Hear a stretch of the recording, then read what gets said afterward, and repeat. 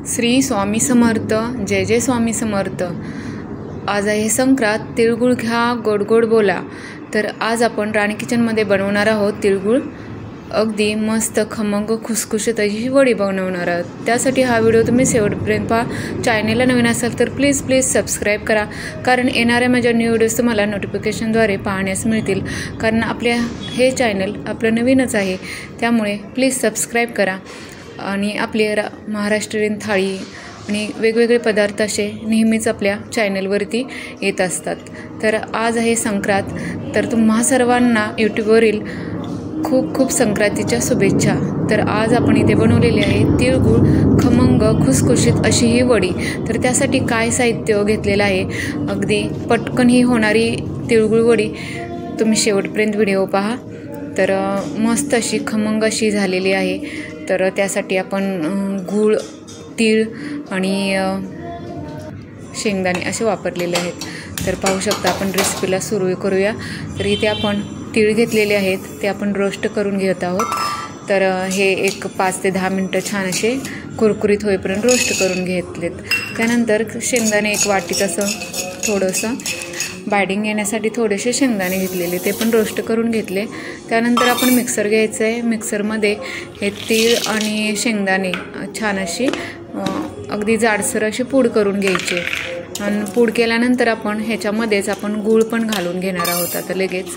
तर ह्याच्यामध्ये एक अर्धा पाव किलो असा गूळ घालून घ्यायचा आहे, थोडासा बारीक करून घ्यायचा आहे, कारण मिक्सरला वाटला जाईल असं करून घ्यायचं आहे। तर त्यामध्येच आपण लगेच मिक्सरला गूळ टाकून फिरवून घ्यायचं आहे, फक्त अगदी जाडसरच। पाहू शकता, थोडंसं जास्त अगदी तेल येईपर्यंत हे बारीक करायचं नाही आहे। तर अगदी जाडसर असं हे बारीक आपण करून घेतलं।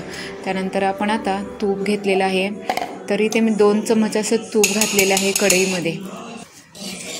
तर 2 चमच असं हे तूप वितळलेलं आहे। आणि आता त्यामध्ये आपण हे जे मिक्सरला बारीक जाडसर असं वाटण केलं आहे ते घालून घ्यायचं आहे आणि छान असं परतून घ्यायचं आहे, जेणेकरून तो गूळ आहे तो छान असा त्याच्यामध्ये परतला जाईल आणि एकजीव असं त्याचं बाइडिंग छान असं येईल।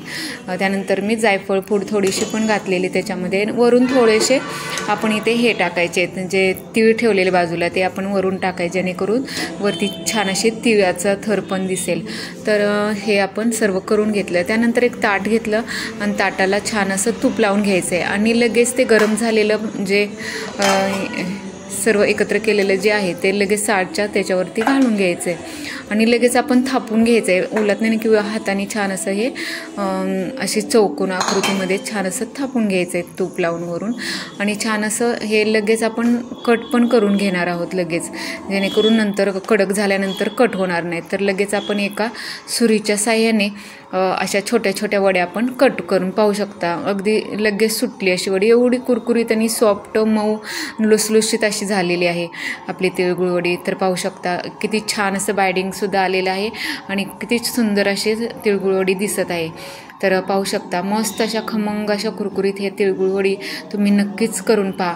आणि डेली तुम्ही एक तिळगुळ वडी जरी खाल्ली रोज, तर कॅल्शियमचा भरपूर असा स्रोत असतो, त्यामुळे तिळगुळ अशी वडी करून रोज सकाळी एक जरी खाल्ली तरी चालेल। तिळगुळ आज संक्रांत आहे म्हणूनच नाही, तर रोज तुम्ही अशा पद्धतीने खाऊ शकता।